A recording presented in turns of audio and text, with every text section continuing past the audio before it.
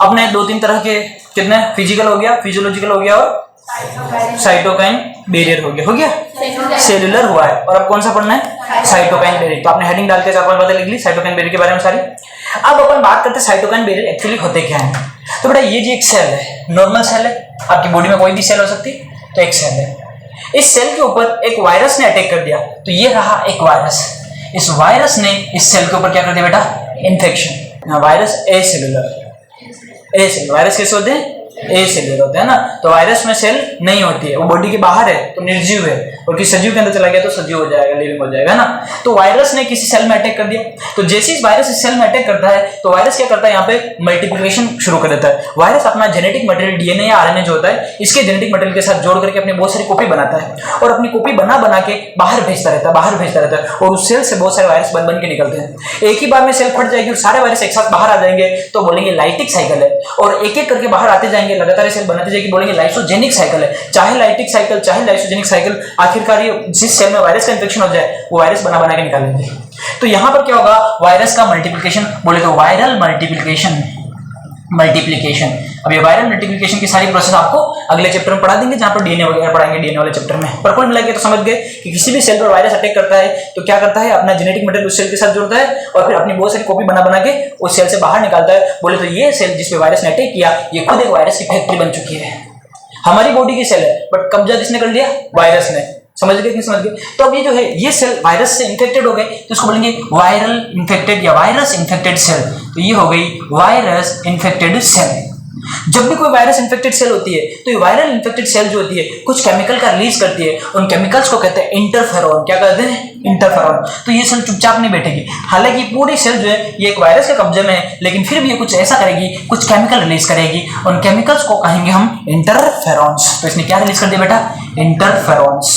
अब आपसे पूछा जाएगा इंटरफेरॉन्स क्या होते हैं? ग्लाइकोप्रोटीन। क्या होते हैं बेटा? ग्लाइकोप्रोटीन। मॉड्यूल में लिखा हुआ है आपके 270 अमीनो एसिड के ग्लाइकोप्रोटीन्स होते हैं, मॉड्यूल खुला हुआ है। तो इसने क्या किया? इंटरफेरॉन्स रिलीज किए, इस सेल ने इंटरफेरॉन रिलीज किया। ये इंटरफेरॉन क्या काम करेंगे? ये इंटरफेरॉन बोलेंगे कि भाई ये सेल तो मर गई है, इसको तो मरने दो, लेकिन आसपास की जो सेल है उस सेल को वायरस के इंफेक्शन से बचा लेंगे। तो इस इंटरफेरॉन का क्या काम है? आसपास की सेल को वायरस के इंफेक्शन से बचा लेना। जैसे पास की कोई सेल है, ये लिख दिया मैंने, पास की एक सेल है, इस सेल को अपन बोल देते हैं एडजेसेंट सेल। कौन सी सेल? Adjacent cell. तो ये एडजेसेंट सेल बोले तो निकटवर्ती कोशिका। तो पास की कोशिका, हर कोशिका के ऊपर क्या होते हैं? इंटरफेरॉन के रिसेप्टर होते हैं। तो ये इंटरफेरॉन के रिसेप्टर जो होते हैं इसके ऊपर आके जिनसे अटैच हो जाएगा तो इंटरफेरॉन रिसेप्टर पे इंटरफेरॉन जुड़ जाएगा। जैसे इंटरफेरॉन जुड़ेगा ये सेल बनाएगी टीआईपी। क्या बनाएगी? टीआईपी। कौन सी सेल ने बनाया? एडजेसेंट सेल ने, पास वाली सेल ने। तो पास वाली सेल जब टीआईपी बनाएगी तो इस टीआईपी का मतलब क्या होता है ये भी समझ लो। टीआईपी का मतलब होता है ट्रांसलेशन इनहिबिटरी प्रोटीन। क्या होता है? Translation inhibitory protein. जरा ईमानदारी से बताना कितने लोग ट्रांसलेशन नहीं जानते? अरे तुम नहीं, तुम बताओ पीछे वालों, कितने लोग ट्रांसलेशन नहीं जानते? ट्रांसलेशन के बारे में नहीं पता क्या होता है ट्रांसलेशन? पता है? नहीं पता ट्रांसलेशन? तो सुनो ध्यान से, पहले एक बार ये कंसेप्ट क्लियर करो। देखो बेटा, हमारी बॉडी के अंदर जैसे हमारी सेल है, सेल के अंदर हमारा क्या है? न्यूक्लियस। न्यूक्लियस के अंदर हमारा डीएनए होता है। तो ये जो डीएनए होता है इस डीएनए से एक एमआरएनए बनता है। क्या बनता है? एमआरएनए। तो डीएनए से एमआरएनए का बनना ये कहलाता है ट्रांसक्रिप्शन। क्या कहलाता है? ट्रांसक्रिप्शन, जिसको हिंदी में कहते हैं बेटा अनुलेखन। क्या कहते हैं? अनुलेखन। अब ये जो एमआरएनए बना है ये एमआरएनए साइटोप्लाज्म में आएगा, न्यूक्लियस से निकल के कहां आएगा? साइटोप्लाज्म में। और ये जो एमआरएनए होता है इस एमआरएनए से एक प्रक्रिया होती है जिससे बनता है प्रोटीन। क्या बनता है? प्रोटीन। तो एमआरएनए से क्या बन गई? प्रोटीन। एमआरएनए से प्रोटीन बनने की प्रोसेस करते हैं ट्रांसलेशन। क्या कहते हैं? ट्रांसलेशन, जिसको हिंदी में कहते हैं अनुवादन। क्या कहते हैं? अनुवादन। तो डीएनए से एमआरएनए बनना क्या होगा? ट्रांसक्रिप्शन।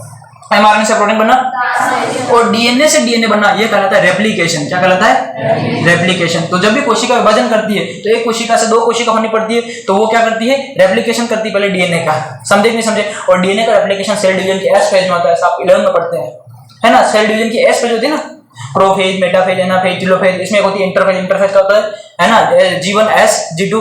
तो एस फेज में डीएनए का रेप्लिकेशन होता है। ठीक है, तो आप समझ गए। अब क्या होता है कि मान लो वायरस ने यहाँ पर अटैक कर दिया तो एमआरएनए वायरस का बनेगा, फिर वायरस का एमआरएनए बन के बाहर आता है। और वायरस का जैसे ये सेल है, इस सेल के ऊपर एक वायरस ने अटैक कर दिया। वायरस ऐसे होता है, आपने पढ़े 11th में, 11 में पहले दूसरे चैप्टर में आते हैं ना वायरस, तो ये वायरस ऐसे होते हैं। ये वायरस का जेनेटिक मटेरियल, वायरस अपना जेनेटिक मटेरियल सेल में डाल देगा और इस सेल के डीएनए के साथ अपना जेनेटिक मटेरियल जोड़ देगा। तो इस सेल के डीएनए की जब कॉपी होगी तो वायरस के जेनेटिक मटेरियल की भी बहुत सारी क्या हो जाएगी, कॉपी हो जाएगी। जैसे वायरस का मटेरियल कॉपी होगी बाहर आ गया तो वायरस सलमान खान तो है नहीं कि सीधा सीधा अपना जेनेटिक मटेरियल बिना कोट के बाहर भेज दे, वायरस को इसको कोट पहनाना पड़ेगा। बोले तो ये प्रोटीन का कोट जिसको कैप्सिड कहते हैं, क्या कहते हैं, कैप्सिड। तो वायरस के ये चारों तरफ जो कोट होता है ये कैप्सिड होता है, इस कैप्सिड का निर्माण करना पड़ेगा। तो यहाँ पर कैप्सिड का निर्माण करने के लिए कुछ प्रोटीन होती है, तो ये इसके ट्रांसलेशन को ही रोक देता है। ट्रांसलेशन बोले तो प्रोटीन का निर्माण, तो वायरस में प्रोटीन ही नहीं बनने देगा जो कैप्सिड बनाएगा। तो बताइए वायरस के जो नेक्ड होंगे डीएनए ये बाहर आएंगे क्या, तो वायरस का नेक्ड डीएनए बाहर नहीं आएगा। वायरस का जब नेक्ड डीएनए बाहर नहीं आता है, उधर है रास्ता, उनको उधर तक छोड़ के आता है। वायरस का नेक्ड डीएनए जो होगा वो नेक्ड डीएनए नेक्ड डीएनए जो होगा वो बाहर सीधा नहीं आ सकता, उसके लिए क्या बनाना पड़ेगा, एक प्रोटीन का कोट बनाना पड़ेगा। और प्रोटीन का कोट नहीं बन पाएगा क्योंकि आसपास की सेल ने क्या किया, हम तो वायरस से इन्फेक्टेड हो चुके हैं लेकिन टीआईपी दे रहे हैं, ये टीआईपी तुम रख लो, ट्रांसलेशन इनहिबिटरी प्रोटीन। तुम्हारे अंदर वायरस घुस भी जाएगा तो अपना डीएनए कॉपी करेगा, उसके डीएनए के ऊपर, उसके आरएनए के ऊपर उसके प्रोटीन के कोड बनाने की जरूरत होगी, तुम उसका प्रोटीन का कोड मत बनाना। वायरस बिना प्रोटीन कोड के बाहर नहीं आएगा, तो वायरस इन्फेक्शन से बचेगी नहीं बची, आसपास की सेल बच गई ना। तो ये होता है ट्रांसलेशन। नाउ इसने क्या बना दिया बेटा, टीआईपी, बोले तो ट्रांसलेशन इनहिबिटरी प्रोटीन, जिसकी वजह से क्या होगा, वायरस का प्रोटीन का कोट नहीं बनेगा, तो वायरस बिना प्रोटीन के कोट के से बाहर नहीं आएगा, मतलब ये सेल वायरस इंफेक्शन से बच गई।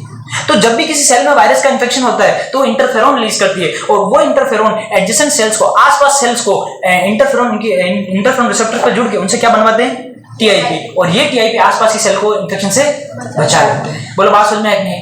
जब रिसर्च आगे गई तो साइंटिस्ट लोगों को समझ में आया ये इंटरफेरोन सिर्फ टीआईपी नहीं बचाते, ये और भी काम करते हैं। जैसे इंटरफेरोन जो होते हैं, इन इंटरफेरोन की दो कैटेगरी के बारे में अपन अगर बात करें तो इंटरफेरोन जैसे एक होता है अल्फा इंटरफेरोन्स, क्या लिखा बेटा मैंने, अल्फा इंटरफेरोन्स, और एक में लिखे हैं बीटा इंटरफेरोन्स। कौन से लिखा बेटा, beta interferons.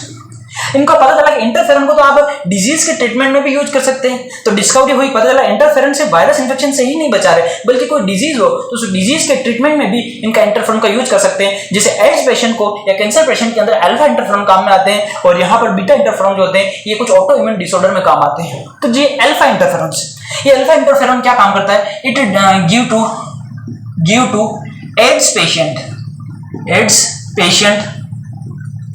To treat Kaposi sarcoma, to treat Kaposi sarcoma। AIDS patient को कैपोसी सार्कोमा के ट्रीटमेंट में दिया जाता है। अब आप पूछेंगे कैपोसी सार्कोमा क्या होता है? कैपोसी सार्कोमा एक तरह का कैंसर होता है जो हर्पीज वायरस से होता है। किसकी वजह से होता है बेटा? Herpes virus. तो कैपोसी सार्कोमा बाय हर्पीज वायरस। और एड्स किससे होता है बेटा? तो एड्स जो होता है ये किस वायरस से होता है? बेटा ऐसे नहीं बोलते, या तो आप बोलिए ह्यूमन इम्यूनोडेफिशिएंसी वायरस या सिर्फ बोलिए एचआईवी वायरस बोलने की जरूरत नहीं क्योंकि वी में वायरस वैसे इंक्लूड है। तो एचआईवी बोले तो ह्यूमन इम्यूनोडेफिशिएंसी वायरस। पहले समझेंगे एड्स को होता क्या है। एड्स का मतलब होता है एक्वायर्ड इम्यूनोडेफिशिएंसी सिंड्रोम। एक्वायर्ड, इनेट नहीं है, एक्वायर्ड है, जन्म से नहीं है, जन्म के बाद है। इम्यूनोडेफिशिएंसी, इम्यूनो प्रतिरक्षा तंत्र, इम्यून सिस्टम डेफिशिएंट, कमजोर हो गया है। तो एड्स इज अ डिजीज नहीं है, ये कोई ऐसी डिजीज नहीं है कि जिसमें आपको कोई बीमारी हो, नहीं, ये एक एक्वायर्ड इम्यूनोडेफिशिएंसी, उपार्जित किया हुआ प्रतिरक्षा न्यूनता, इम्यूनो को डेफिशिएंट करने वाला सिंड्रोम है, डिजीज नहीं है, सिंड्रोम है। सिंड्रोम बोले तो ऐसी बीमारी जिसमें खुद में कोई बहुत सारी बीमारी हो जाए उसको सिंड्रोम कहते हैं। तो एड्स अपने आप में कोई बीमारी नहीं है कि इसको एड्स हो गया, नहीं कोई बीमारी होगी, खांसी होगी, जुकाम होगी, बुखार होगी, ऐसा कुछ भी नहीं है। जिसको एड्स होता है टी हेल्पर सेल की संख्या कम हो जाती है, उनका नंबर डिक्रीज होता है, और इनका नंबर इतना डिक्रीज होता है कि इसका इम्यून सिस्टम दूसरे किसी बीमारी से इसको बचा नहीं पाता है। तो इसको बहुत सारे अपॉर्चुनिस्टिक डिसऑर्डर हो जाते हैं, डिजीज हो जाते हैं, बहुत सारे अवसरवादी रोग हो जाते हैं। जैसे मान लो जैसे किसी को एड्स होता है तो उसका इम्यून सिस्टम कमजोर हो गया, तो एक वायरस होगा जिसका नाम है कैपोसी, जिसका नाम है हर्पीज वायरस। तो हर्पीज वायरस इसके अंदर आके कैंसर कर देगा, और इस टाइम पे जो कैंसर होगा, एड्स के टाइम पे जो कैंसर होता है जिसमें गुलाबी चकत्ते पड़ जाते हैं, उसको कहते हैं कैपोसी सार्कोमा। क्या कहेंगे? जब कैंसर पढ़ेंगे तो लिम्फोमा, सार्कोमा, सारे टाइप के कैंसर पढ़ेंगे तो उसमें आ गया सार्कोमा। तो एड्स में क्या हुआ? एड्स में एचआईवी आया, एचआईवी ने क्या किया? इम्यून सिस्टम को कमजोर किया, इम्यून सिस्टम कमजोर हुआ, इधर से तो एड्स हुआ, इम्यून सिस्टम कमजोर हुआ, उधर से हर्पीज वायरस ने अटैक करके क्या कर दिया? कैपोसी सार्कोमा। यानी एड्स तो हुआ ही है, साथ के साथ कैंसर भी हो गया। यानी सोने पे सुहागा, पेशेंट अभागा, डॉक्टर के पास भागा, डॉक्टर ने दिया अल्फा इंटरफेरोन। तो अल्फा इंटरफेरोन क्या करेगा? अल्फा इंटरफेरोन काम करेगा, बाबू तो नहीं हो रहा है, अल्फा इंटरफेरॉन क्या काम करेगा, इसके अंदर एचआईवी के अंदर क्या हुआ था, इसकी जो हेल्पर सेल थे उनका ही काम खत्म हो रहा था, और इसकी जो टी किलर सेल होती है, एक अलग अलग टाइप की सेल पढ़ाएंगे आपको, जो टी किलर सेल होती है वो किलर सेल इनको संभाल नहीं पाती, इनको मार नहीं पाती, इम्यून सिस्टम का काम नहीं करता, तो अल्फा इंटरफेरॉन डॉक्टर देगा उसको, तो अल्फा इंटरफेरॉन देने की वजह से उसका जो किलर सेल्स है वो इन इन्फेक्टेड सेल को मारने का काम करेगी, है ना। तो एड्स पेशेंट को कैपोसी सार्कोमा के ट्रीटमेंट के लिए कौन सा देते हैं, अल्फा इंटरफेरॉन का इंजेक्शन देते हैं। तो बाद में डिस्कवरी हुई तो पता चल रहा है कि भाई ये इंटरफेरॉन जो होते हैं ये इंटरफेरॉन वायरस के इन्फेक्शन से ही नहीं बचा रहे बल्कि ये डिजीज के ट्रीटमेंट में भी तो काम में आ रहे हैं। समझे नहीं समझे? तो alpha interferon given to AIDS patient to treat Kaposi sarcoma caused by herpes virus. AIDS किसकी वजह से होता है, एचआईवी की वजह से, और कैपोसी सार्कोमा हर्पीज वायरस की, जो किसमें होता है, एड्स में होता है। मैंने एड्स में सिर्फ एक ही बताया, बहुत सारी बीमारियां बताऊंगा जब एड्स पढ़ेगा तो, समझे कि नहीं समझे? आगे बढ़ते हैं। इसी तरह से ये अल्फा इंटरफेरॉन है, अल्फा इंटरफेरॉन, इसमें एनसीईआरटी के अंदर जो कैंसर दे रखा है, कैंसर को पढ़ेंगे तो उसके लास्ट टॉपिक में आएगा act as biological response modifier. तो जो अल्फा इंटरफेरेंस होते हैं वो act as biological response modifier, biological response modifier की तरह काम करते हैं। कैसे काम करते हैं तो समझिएगा, जिसको कैंसर हो जाता है तो उसमें सेल का एबनॉर्मल ग्रोथ होता है, ये सेल तो एबनॉर्मल है, इस सेल को उड़ाना पड़ेगा, लेकिन जिस सेल का उड़ाने का काम है किलर सेल, वो काम ही नहीं कर रही है, टीएच सेल काम ही नहीं कर रही है, ना हेल्पर काम कर रही है ना किलर काम कर रही है, तो ऐसे इन सेल्स को उड़ाया कैसे जाएगा, तो उस टाइम पे उसको अल्फा इंटरफेरेंस दिया जाएगा। अल्फा इंटरफेरॉन किलर को बोलेगा जाग उठ पहचान अपने आप को, तेरा काम क्या, उसको मारना। इस तरह से उसका बायोलॉजिकली इम्यून सिस्टम कोई रिस्पॉन्स नहीं कर रहा था, तो अल्फा इंटरफेरॉन देने की वजह से उसका इम्यून सिस्टम बायोलॉजिकली रिस्पॉन्स देना शुरू कर दिया, यानी उसको मॉडिफाइड कर दिया ताकि वो रिस्पॉन्स दे सके, बायोलॉजिकल रिस्पॉन्स मॉडिफायर। समझे कि समझे? तो अल्फा इंटरफेरॉन का दो काम बताए, एड्स पेशेंट में कैपोसी सार्कोमा के ट्रीटमेंट में, और कैंसर में बायोलॉजिकल रिस्पांस मॉडिफायर। आपसे सीधा ये पूछा जाएगा, नीट वगैरह के पेपर में बहुत ज्यादा डीपली क्वेश्चन नहीं आते हैं, ये पूछा जाए कौन सा अल्फा गामा बीटा डेल्टा, तुम उलझे पड़ो क्या है, अगर ढंग से पढ़ लिया तो इनसे ही क्वेश्चन बनेंगे।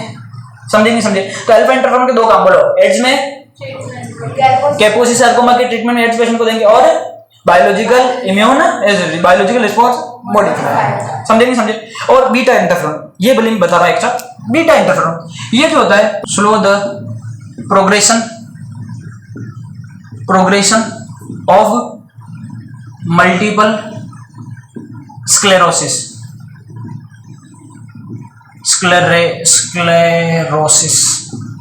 तो जो बीटा इंटरफेरेंस होते हैं, इन बीटा इंटरफेरेंस का क्या काम है, तो हमारी बॉडी में बहुत सारे ऑटो इम्यून डिसऑर्डर्स हो जाते हैं जिनके बारे में इसी साल हमको पढ़ना है, और उसके बाद आपको एमबीबीएस सेकंड ईयर में पढ़ना है। तो हमारी बॉडी में बहुत सारे ऑटो इम्यून डिसऑर्डर होते हैं। ऑटो इम्यून डिसऑर्डर सवल प्रतिरक्षा विकार बोले तो ऐसे विकार जो हमारे इम्यून सिस्टम में या हमारी बॉडी के अंदर कोई मिसमैचिंग होने की वजह से या किसी और कारण की वजह से हो गए, जो कारण हमको पता नहीं है, किसी न किसी कारण की वजह से हमारा ही इम्यून सिस्टम हमारी बॉडी के अगेंस्ट काम करने लग जाए, तो इनको क्या कहेंगे, ऑटो इम्यून डिसऑर्डर। जैसे माइस्थेनिया ग्रेविस हो गया, बताया था। तो ऐसे ऑटो इम्यून डिसऑर्डर होते हैं, उनमें से एक ऑटो इम्यून डिसऑर्डर का नाम क्या है, मल्टीपल स्क्लेरोसिस। मल्टीपल स्क्लेरोसिस में क्या होता है कि हमारे जो एक्सोन होते हैं न्यूरॉन के ऊपर, लंबे लंबे क्या होते हैं, एक्सोन, और एक्सोन के ऊपर माइलिन शीट होती है। क्या होती है, माइलिन शीट। अब हमारे ही इम्यून सिस्टम हमारे ही न्यूरॉन के माइलिन शीट के ऊपर इस तरह से काम करता है कि उस माइलिन शीट को उखाड़ करके फेंक देता है, उसको तोड़ देता है। माइलिन शीट का होना जरूरी है, अगर माइलिन शीट नहीं होगी तो वहां पर नोड्स ऑफ रेनवियर कैसे बनेंगे, और नोड्स ऑफ रेनवियर नहीं होंगे तो सोल्टेटरी कंडक्शन यानी कि जंपिंग कंडक्शन कैसे होगा। ऐसा वो अच्छे समझ पाएंगे जिन्होंने 11th में न्यूरॉन पढ़ा है। न्यूरॉन जिनको पढ़ा उनको समझ में आ गया ना, जिन्होंने न्यूरॉन नहीं पढ़ा उनका भी पल्ले नहीं पढ़ा है, कोई बात नहीं, जब न्यूरॉन पढ़ा तो दोबारा इसको पढ़ना। तो न्यूरॉन के अंदर एक हिस्सा होता है साइटोन, एक हिस्सा होता है एक्सोन। एक्सोन के ऊपर होती है माइलिन शीट, न्यूरोलेमा। तो माइलिन शीट जो होती है, न्यूरोलेमा माइलिन शीट अलग अलग है। माइलिन शीट जो होती है उसके बीच बीच में गैप्स होते हैं, जगह होती है छूटी हुई, उसको क्या कहते हैं, nodes of Ranvier. Nodes of Ranvier में सोडियम पोटेशियम पंप काम कर रहे होते हैं। सोडियम पोटेशियम पंप काम करते हैं तो यहाँ पर सिग्नल आया, यहाँ से आगे सिग्नल भेजा, यहाँ से आगे सिग्नल भेजा, नहीं सिग्नल जंप कर जाएगा, क्योंकि लगातार सोडियम पोटेशियम पंप होंगे तो लगातार पंप होने की वजह से स्लोली सिग्नल जाएगा। लेकिन आपने बीच में ऐसा जगह बना दिया जो कि इलेक्ट्रिकली इंसुलेटर है, तो वहां पर सोडियम पोटेशियम पंप काम नहीं करेंगे, तो यहाँ सिग्नल यहाँ सिग्नल यहाँ पर जंपिंग सिग्नल जाएगा, इसको सोल्टेटरी कंडक्शन कहेंगे। तो माइलिन शीट के ऊपर नोड्स ऑफ रेनवियर का होना, एक्सोन के ऊपर नोड्स ऑफ रेनवियर का होना सोल्टेटरी कंडक्शन के लिए जरूरी है। अब क्या होता है, जो माइलिन शीट होती है वो माइलिन शीट ही टूटने लग जाती है। क्यों? क्योंकि हमारे ही इम्यून सिस्टम हमारी ही माइलिन शीट को तोड़ना शुरू कर देगा। तो हमारा इम्यून सिस्टम हमारी बॉडी के अगेंस्ट काम करे, क्या कहेंगे, ऑटो इम्यून डिसऑर्डर। तो मल्टीपल स्क्लेरोसिस क्या है, ऑटो इम्यून डिसऑर्डर, स्व प्रतिरक्षा विकार, बोले तो अपना ही प्रतिरक्षा तंत्र अपने खिलाफ काम करता है। तो ऑटो इम्यून डिसऑर्डर के बहुत सारी बीमारियां वो इसी साल पढ़नी है, अभी पढ़ने तो मॉड्यूल में आगे जाके पढ़ लेना, लिखा हुआ पूरा हेडिंग डाल के। तो उसी में एक बीमारी क्या मल्टीपल स्क्लेरोसिस, उसके इलाज के लिए अपन क्या देते हैं beta interferon. Beta interferon multiple sclerosis के प्रोग्रेशन की बढ़ोतरी को क्या कर देता है, कम कर देता है। तुमने जो लिखा, तुमने रिग्रेशन लिखा है नोट्स में, अभी रिग्रेशन लिखा है तो उसको ढंग से पढ़ो, दोनों बातें एक ही है, पढ़ो ढंग से। क्या लिखा है उसमें, रिग्रेशन तो पूरी बात पढ़ना, रिग्रेशन शब्द तो क्यों पढ़ रही है, पढ़ो पढ़ो पढ़ो पढ़ो। Nowadays, these are produced by genetic engineering and these are used in treatment of some cancer and regression of multiple sclerosis. Multiple sclerosis का रिग्रेशन करना यानी प्रोग्रेशन को स्लो करना, प्रोग्रेशन को स्लो करने क्या होगा, रिग्रेशन। तो दोनों बातें सही है, घर पे जाकर काट में देना, मास्टर ने गलत लिखा दिया, मैंने गलत लिख दिया, समझे कि नहीं समझे, दोनों बातें सही है। तो आइए समझते हैं इंटरफेरेंस। जब भी कोई कोशिका वायरस से इन्फेक्टेड हो जाती है तो वायरस से इन्फेक्टेड होने पर वो कुछ केमिकल्स निकालते हैं जिनको क्या कहते हैं, interferon. Interferons are chemically glycoprotein, 2 से 70 अमीनो एसिड लगभग इसके अमीनो एसिड के बने हुए इंटरफेरोन्स प्रोटीन होते हैं। इन इंटरफेरोन्स के रिसेप्टर आसपास के सेल पे पाए जाते हैं। जब आसपास के सेल्स पे इनके रिसेप्टर होते हैं तो यहाँ से इंटरफेरोन रिलीज होकर के इन सेल्स के पास जाते हैं, इनके रिसेप्टर से बाइंड हो जाते हैं। तो वो सेल जिसके पास इंटरफेरोन गया है वो सेल क्या बना देगी, टीआईपी बोले तो translation inhibitory protein. Translation inhibitory protein ने इसको बताओ इन्फेक्शन से बचाया कि नहीं बचाया, इन्फेक्शन से बचना, इसको कहते हैं प्रोफाइलेक्सिस। क्या कहते हैं, प्रोफाइलेक्सिस यानी बचाव। और अगर बीमारी हो जाए तो उसको कहते हैं ट्रीटमेंट यानी कि उपचार। समझे। तो पहले होता है प्रोफाइलेक्सिस और बाद में आप कर रहे हो क्या होता है, ट्रीटमेंट। अभी जो तुम कर रहे हो तो एग्जाम के लिए ये तुम्हारा प्रोफाइलेक्सिस है, रिजल्ट आने के बाद बापू बेल्ट उतार के जो करेगा वो ट्रीटमेंट होगा।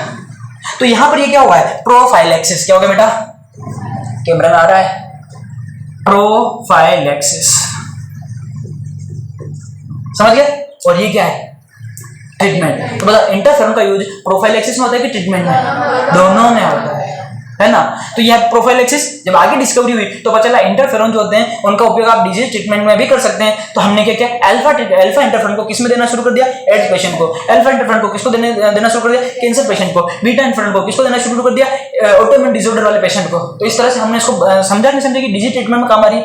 एक बार ह्यूमन को बस पता चलना चाहिए इसका यूज क्या है, बस फिर भाई साहब धड़ल्ले से उसका निर्माण शुरू कर देता है। हमें एक बार समझ में आ गया कि इंटरफेरोन जो होते हैं हमारी बॉडी में काम आते हैं या डिजीज ट्रीटमेंट में काम आते हैं। हमने लैब के अंदर आर्टिफिशियली जेनेटिकली इनको बनाना शुरू कर दिया। इसको बोलते हैं जेनेटिक इंजीनियरिंग चैप्टर नंबर 11-12 पिछले साल के सिलेबस में हुआ करता है। इस साल वो आगे के साल के चैप्टर। तो आप बायोटेक पढ़ेंगे तो बायोटेक में ये सीखेंगे अपन कि कैसे आप लैब के अंदर ऐसे केमिकल बना सकते हैं, ह्यूमन के बॉडी के अंदर बनने वाले केमिकल। ह्यूमन का डीएनए निकालना, ई कोलाई के साथ जोड़ना है, वेक्टर के साथ जोड़ करके उसको प्रोड्यूस करना पूरा। आपको तो पता ही ना पूरा, जो नए बच्चे वो भी सीख लेंगे। तो हम बस समझ में आना चाहिए कि यूज कहाँ हो रहा है, उसको अपन बनाना शुरू कर देते हैं। तो हमने लैब में इनको किस मेथड से बनाया, genetic engineer recombinant DNA technology, RDT. ठीक है ना। तो सारा समझ में आया है। अब इसके बाद सबसे पहले आपने लिखा साइटोकाइन बैरियर, पहली लाइन लिखिए इट इंक्लूड्स इंटरफेरोन।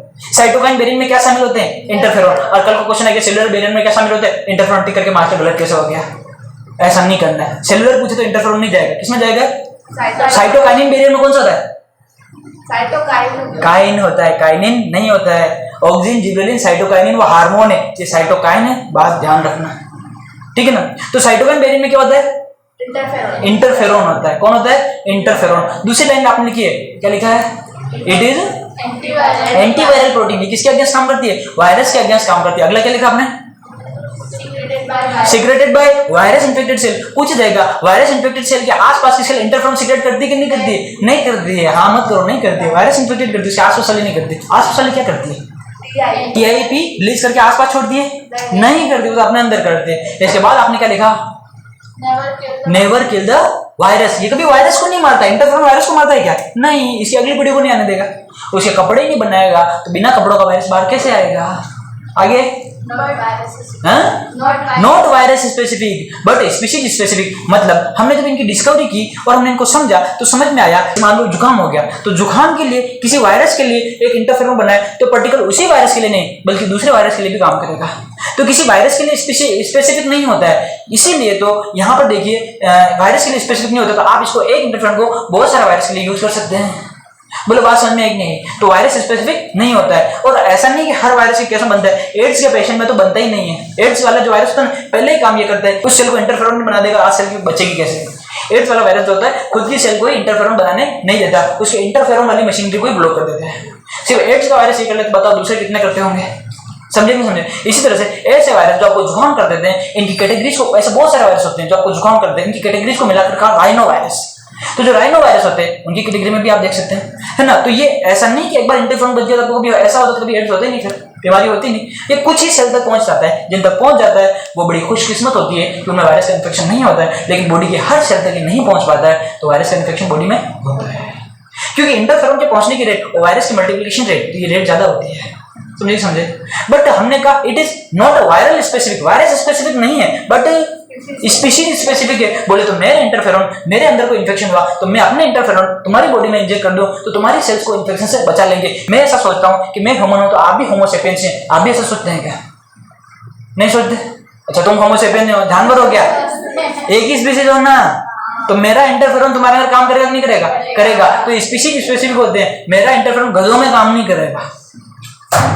क्या सोच रहे हो? इतना मत सोचो, दिमाग पर लोड मत डालो, छोटा सा तो दिमाग है। हाँ, मेडुला ऑब्लांकेटा में शॉर्ट सर्किट हो जाएगा।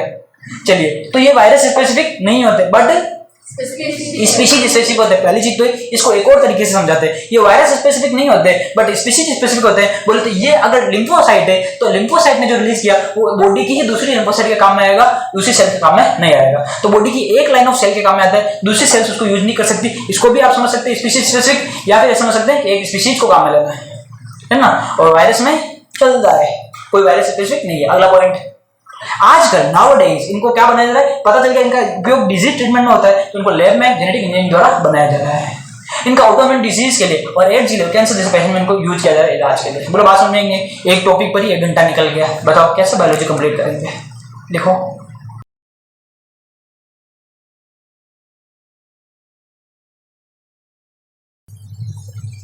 Module page number 3,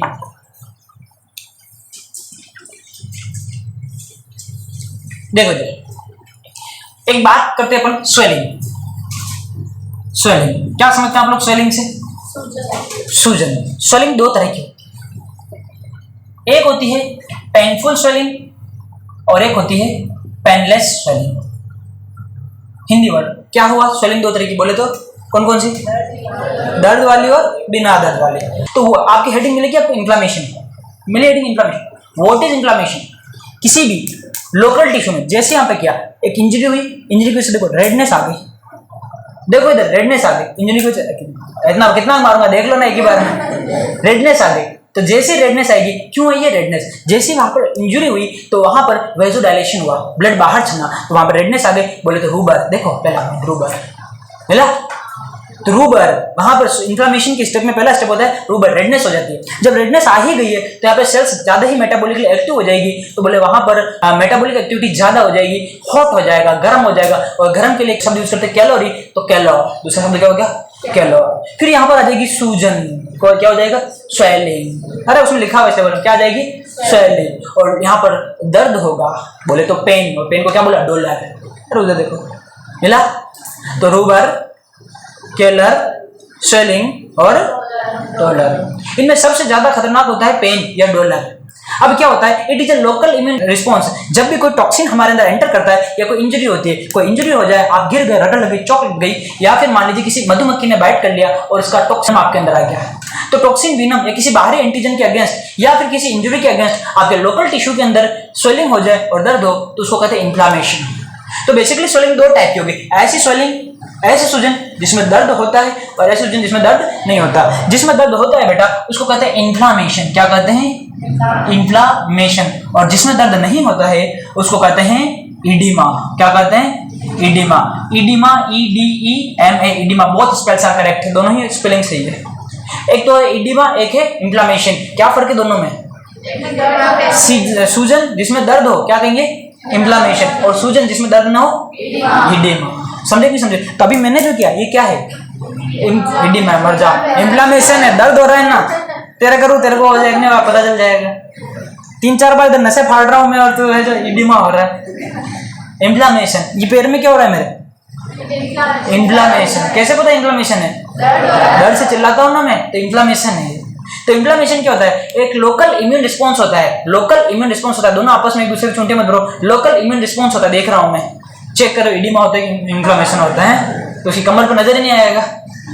local immune response होता है, ये मेमेलियन टिश्यू का कैरेक्टर है, यानी इन्फ्लामेशन होना एक मेमेलियन टिश्यू का कैरेक्टर है। एनिमल्स में इन्फ्लामेशन हो सकता है, एनिमल्स में स्वेलिंग हो सकती है, इन्फ्लामेशन नहीं होता। यानी आप एक बंदर को घूंसा मारो, एक गाय को चपाट मारो, तो उसके अंदर जो सूजन होगी, जो स्वेलिंग होगी, उसमें उसको दर्द होगा, उसको पेन होगा, क्योंकि वो इन्फ्लामेशन है। लेकिन आप एक सांप को थप्पड़ मार दो, एक बतख को आप है ना घूसा मार दो, एक चिड़िया को आप चाटा मार दो, क्या उसको सूजन होगी?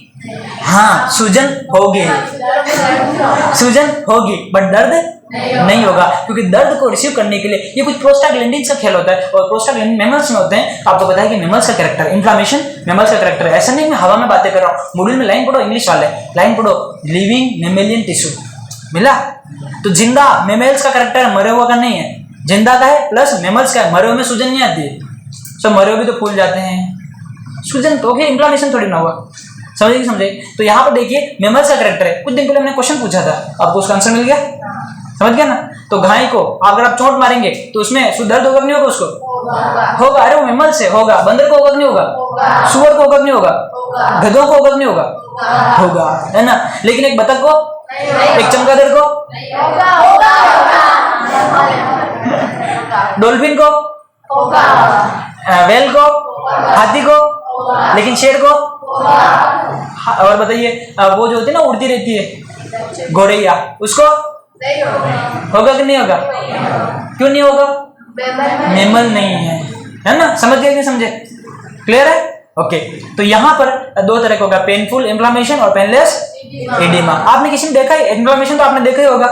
तो मैं छोटी छोटी चीजों के लिए, तो मैं क्लास में तो चला जाता हूँ, लड़ते झगड़ते रहते हो ना, तो उस टाइम पे एक दूसरे के चोट पहुंचा देते हो, इन्फ्लामेशन हो जाता है। जैसे कल किसी ने किसी का प्रकार ले लिया, किसी ने किसी का पेन चुरा लिया, आपस में झगड़ रहे थे तुम, तब इन्फ्लामेशन हो गया होगा। अभी वो छूटे पड़े तो उनके भी इन्फ्लामेशन हो गया होगा। आपने किसी में एडिमा देखा है क्या? किसमें देखा? शाबाश, एडिमा किसमें होता है? क्वाशियोर्कर में। तो एडिमा ड्यू टू ये दो कारण हो सकता है। जैसे मान लो, क्या बहुत से कारण हो सकता है। मान लो प्रोटीन की कमी हो गई, किसी कमी होगी बेटा? प्रोटीन की कमी। तो शरीर में प्रोटीन की कमी हो गई तो क्या हो जाएगा? क्वाशियोर्कर। तो ये देख बेटा, प्रोटीन की कमी हो गई तो क्वाशियोर्कर, क्वाशियोर्कर। आपने सुना है बचपन में जब छोटे छोटे थे, नन्हे मुन्ने थे, तो आप बीमारी पड़ते थे, क्वाशियोर्कर और मेरास्मस।